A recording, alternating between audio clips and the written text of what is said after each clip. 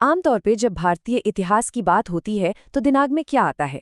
बड़े बड़े राजा, महाराजा और उनके शानदार साम्राज्य, है ना? लेकिन ये तो कहानी का सिर्फ एक पहलू है। आज हम उस दूसरे इतिहास में झांकने वाले हैं जो अक्सर किताबों के पन्नों में कहीं गुम हो जाता है। अब ये सवाल थोड़ा अजीब लग सकता है, लेकिन जरा सोचिए, क्या हो अगर इतिहास की किताबों में आधी कहानी लिखी ही न गई हो। सच तो ये है कि मध्ययुगीन भारत में ऐसा ही था। बड़े बड़े शहरों और आलीशान किलों से बहुत दूर एक बिल्कुल अलग ही दुनिया बसती थी, अपनी कहानी, अपनी संस्कृति और अपने इतिहास के साथ। इसे ऐसे समझिए, एक तरफ थे घने जंगलों में शिकार करते भील जैसे कबीले, और दूसरी तरफ थे अपने ऊंटों पर सामान लादकर एक जगह से दूसरी जगह घूमते सौदागर। ये वो दुनिया थी जो बड़े बड़े साम्राज्यों के साथ साथ ही चल रही थी, लेकिन इसके कायदे कानून, इसका जीने का तरीका, सब कुछ एकदम अलग था।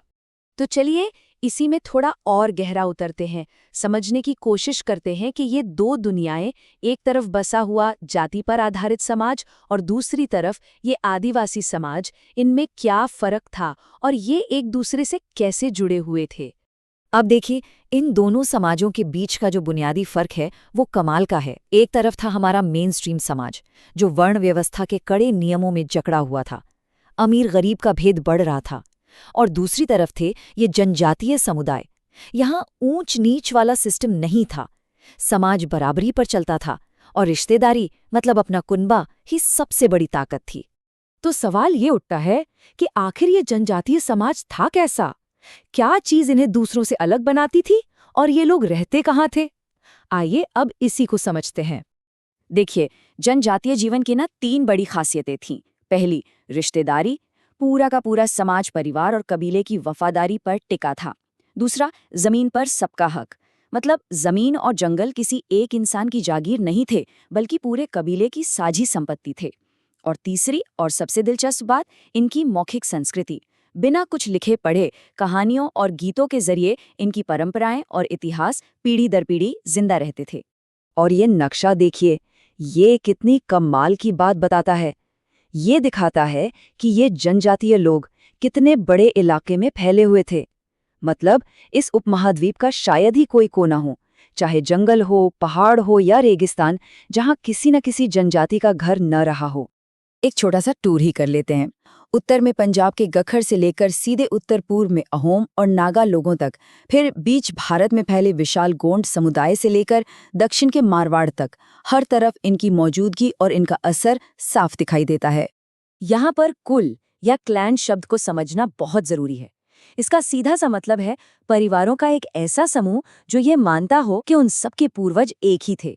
और यही अपनेपन की भावना, यही कुल की वफादारी इन जनजातियों के समाज का आधार थी।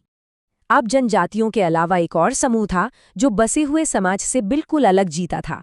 ये थे घुमंतू लोग। कह सकते हैं कि ये उस जमाने के व्यापार और ट्रांसपोर्ट की धमनियों की तरह थे। जरा इस नंबर को देखिए, 1 लाख। 1 लाख बैल। सोचकर देखिए, बंजारे लोग मुगल सेना के सिर्फ एक अभियान के लिए इतना अनाज ढोने की ताकत रखते थे। ये कोई छोटा मोटा काम नहीं था, ये तो अपने आप में एक चलती फिरती अर्थव्यवस्था थी। और इन घुमंतू व्यापारियों में सबसे अहम थे बंजारे। ये वो लोग थे जो गांवों को शहरों से और शहरों को सेनाओं से जोड़ते थे। एक बहुत ही जरूरी आर्थिक कड़ी थे ये।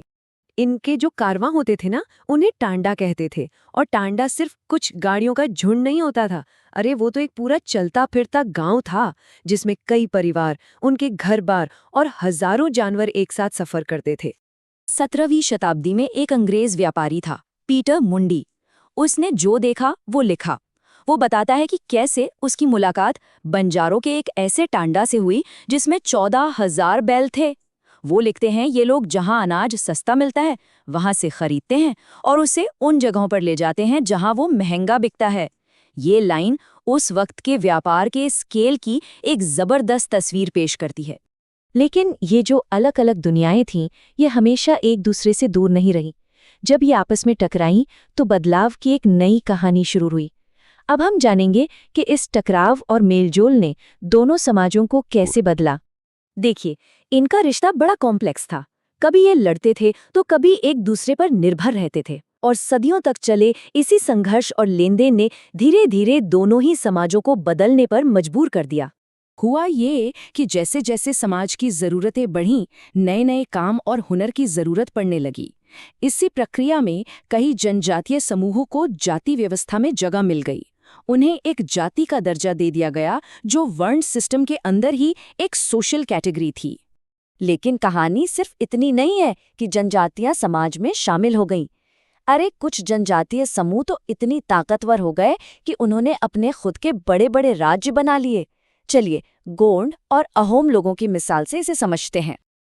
गोंड लोगों का उदाहरण तो बहुत ही शानदार है। वे गोंडवाना नाम के एक बहुत बड़े जंगली इलाके पर राज करते थे। उनका एक राज्य था, गढ़कटंगा। कहा जाता है कि उसमें 70,000 गांव थे। धीरे धीरे उनका बराबरी वाला समाज एक केंद्रीकृत राज्य में तब्दील हो गया और उनके जो मुखिया थे वो अब राजपूतों जैसी पहचान और इज्जत चाहते थे। और हाँ, रानी दुर्गावती को कैसी भूल सकते हैं, गढ़कटंगा की वो महान गोंड रानी जिन्होंने 1565 में मुगलों के हमले का बहादुरी से सामना किया। उनकी कहानी जनजाति ताकत और स्वाभिमान का एक बेमिसाल प्रतीक है।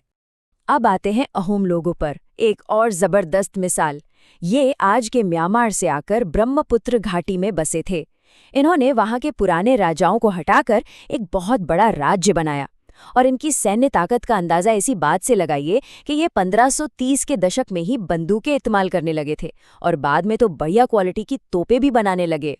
इनके राज्य में पाइक नाम की एक जबरन मजदूरी की प्रथा भी थी।